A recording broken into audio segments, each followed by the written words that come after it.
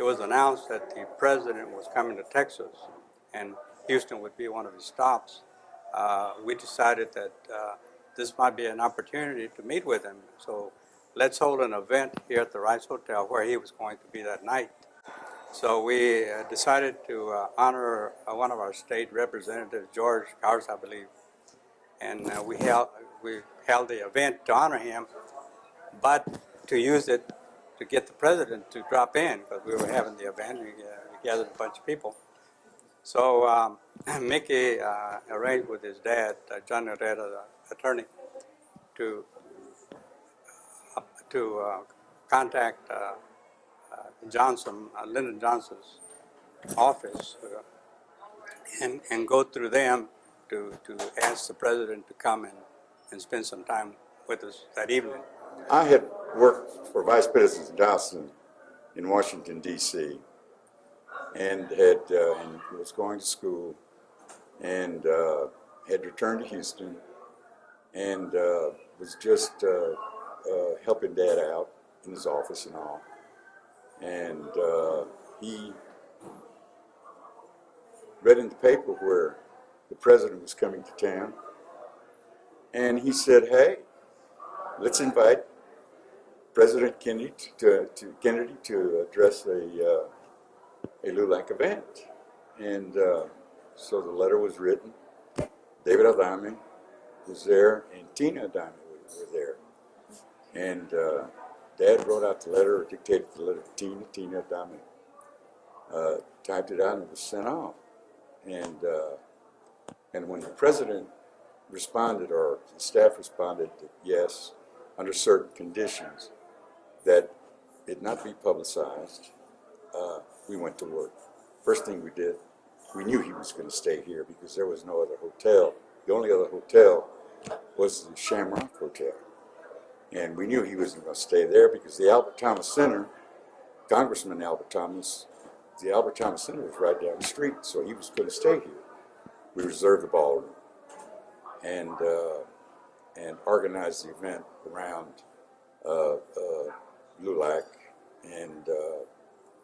and started making phone calls and telling people that it was pretty certain that the president was going to drop on by, but we couldn't guarantee it.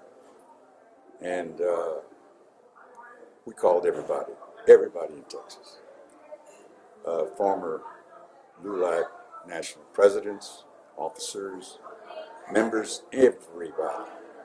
The event was called off 3 different times. And every time it was called off, Dad would get on the phone and call Ken O'Donnell, who again was chief of staff, and get it called back on. Meanwhile, I'm talking to people that were friends of mine when I worked in Washington, D.C., that were, well, they were lower aides, so to speak, with the White House. So we referred to it as a pension movement. Dad would work the high end, and I'd work the low end, and together in between we'd work it out. We didn't hear immediately. It was actually a couple of weeks before the arrival in Houston that we were contacted by the Secret Service, Mickey Herrera and me, to come meet with them here at the Rice Hotel. So we came, and they gave us the news that the president had agreed to stop at our event, but he's not going to come in. He's going to stop the elevators. He's going down to the lobby to get the limo going to the Coliseum. He's agreed to stop the elevator, walk to the door of the Emerald Ballroom, wave, turn around, and he's gone. And they said, in fact, it's not even going to be on his schedule. Because they had the schedule down to the minute, everything was precise. And and they said, don't start going out to the newspapers and the TVs and tell them the president's going to come meet with y'all, because he's not scheduled to do that. And but you can tell your friends, one-on-one, or by word of mouth, that he is going to come and stand at the door and wave, so that he will, that's as far as he's going to do. So we proceeded to tell our friends and everyone that we knew that the president was going to stop, and here's what he's going to do. Come, be with us that night. Anyway. The event was called off 2 more times, and it was called back on. And I told Dad later that I think that the selling point was when he told Mr. O'Donnell, we have people that are coming from 800 miles away to be here, just on say so that the president might be here. 800 miles, Mr. Herrera, because 800 miles up in the Northeast encompasses like 8 states, but not here in Texas. So I told Dad later, I think that that's what sold it right there. Now, later on, before the president came, he called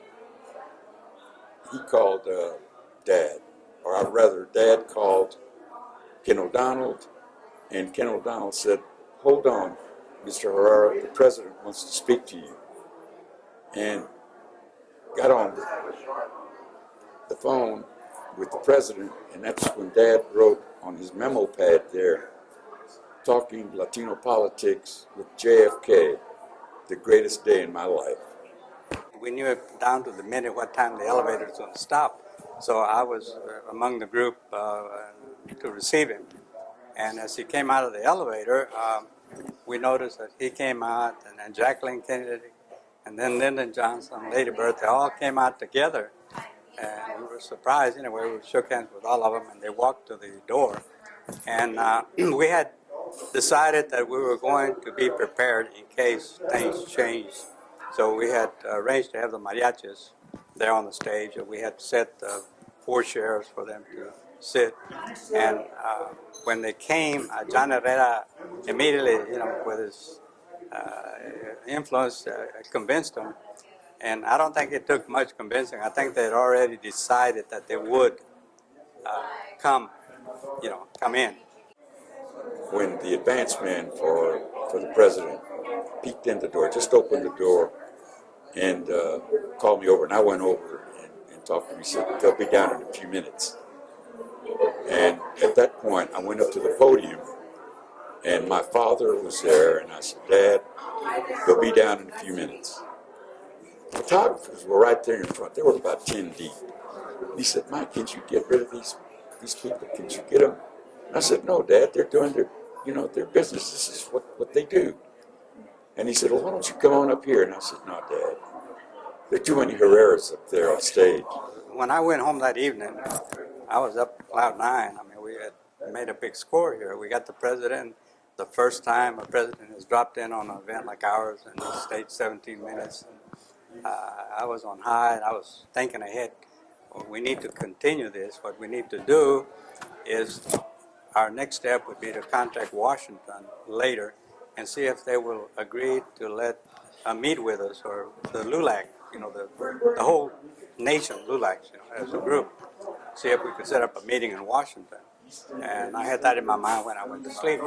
This type of evening with the president, the vice president, the congressman, the senators, United States Senator Ralph Yarborough, Governor Connolly, has never been pulled off again.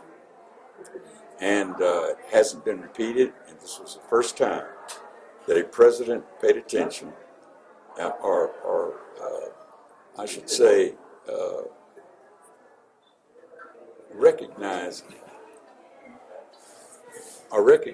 Americans of Mexican descent or Latin descent.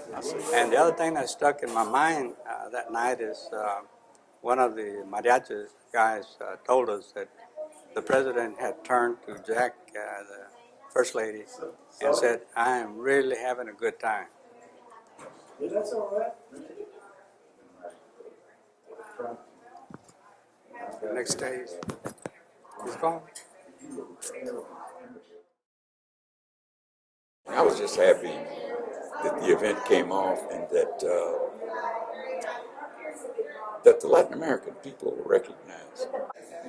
That was the first, the president, dropping in on a LULAC event or even a Hispanic event. So it was history being made.